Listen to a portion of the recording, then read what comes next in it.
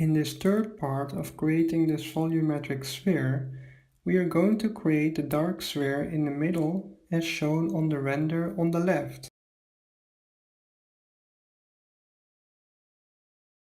Now, to create this effect, we are going to add a new UV sphere and place it in front of the sphere with our plasma iris effect.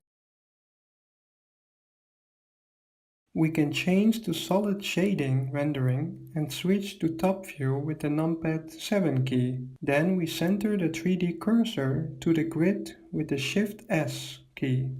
After adding the UV sphere, we can scale and place it like I am doing.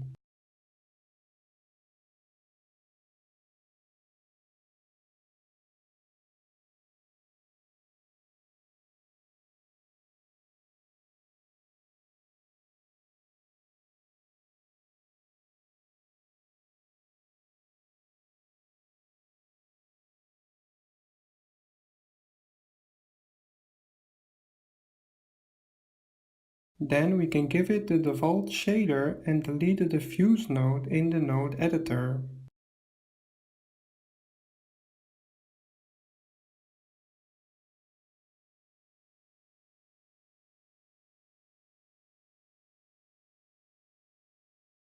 This time, instead of the emission shader, we can use the volume absorption shader.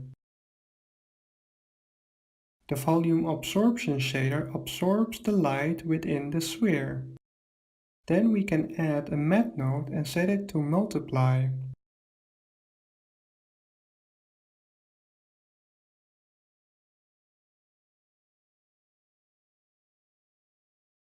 Next to the matte node, we add a colorant node.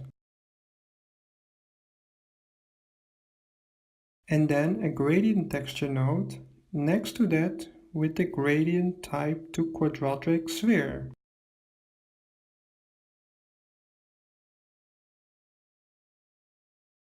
I forgot to set the interpolation of the colorant node to B-spline, so let's do that now as also.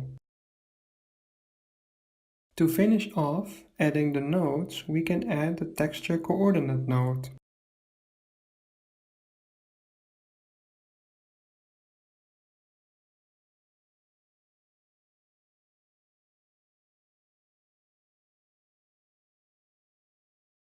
Now that we have finished all the needed nodes, we can move our sphere to layer 13 with the M key, and then select only layer 13 so that we can check it with the viewport rendering.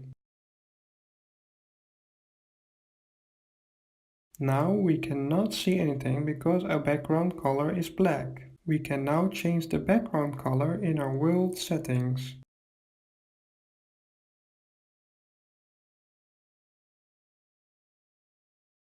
Now we can see something here. Let's move the left handle of our color ramp more to the right to increase the fading effect on the edges. We can also change the multiply value to 100.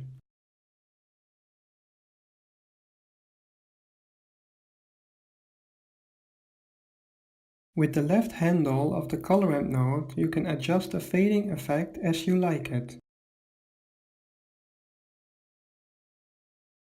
Now we pretty much got our light absorbing sphere ready. We can change our background color back to black and shift select layer 12 so that we can see the dark sphere with our plasma iris sphere.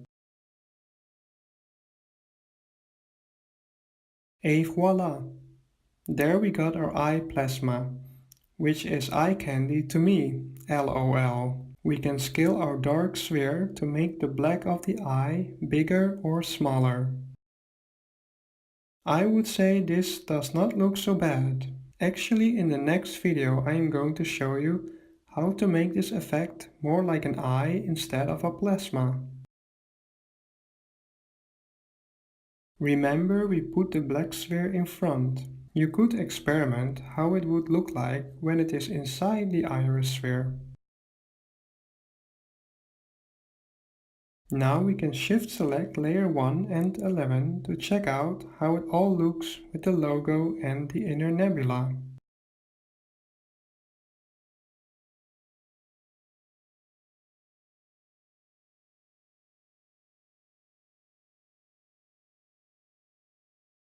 So now you see how it would look like with everything in the end of the animation, since in the beginning there are also the blue spheres.